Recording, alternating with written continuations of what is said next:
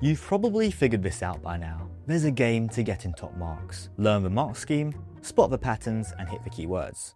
And yeah, knowing how the system works is a very important skill, because life is full of systems. Exams, applications, interviews, there's always a box to tick or a bar to hit. So learning how to play the game is smart, but don't get stuck there. The truth is, grades alone won't get you into competitive courses. A lot of students only start this supercurricular kind of thinking once they're writing their personal statements. But if you're already building on this now, it will make your application to universities and apprenticeships a lot easier and make you stand out as a candidate a lot more.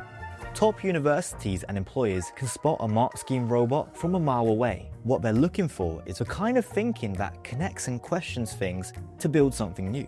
So this session is all about how to get you there, how to immerse yourself in your subjects, and how much further that can take you. Before we get into the practical takeaways, we first need a shift in mindset. It starts with something simple: curiosity.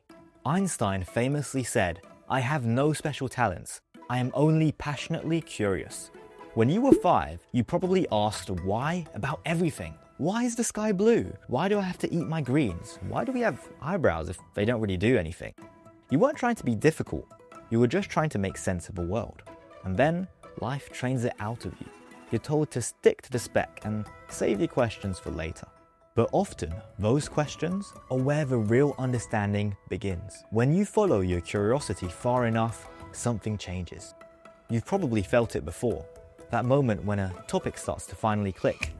It stops being a list of steps to memorize and starts to actually make sense. And when that happens, it feels like the answer was always there and it was just waiting for you to notice it. It's easy to think about curiosity as something that just happens, like something we're not in control over, but we can create the conditions for curiosity to arise.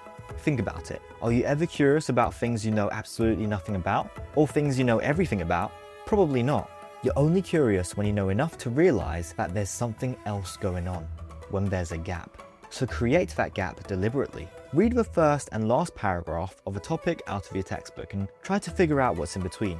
And find the exceptions that break every rule. Why do some mammals lay eggs? Why did this revolution succeed when others failed? The outliers teach you a lot more than 100 normal examples. That's the shift. When you stop thinking about the subject and start thinking in the subject. Every subject has its own logic, its own way of seeing the world. Maths has elegance, history has argument and causation. English has rhythm, tone, and hidden meaning. Once you spend enough time with it, you start to pick up the rules, almost like learning a new language. At first, it might look like magic when someone just gets it. But it's not magic, it's an instinct. And like any instinct, it can be honed.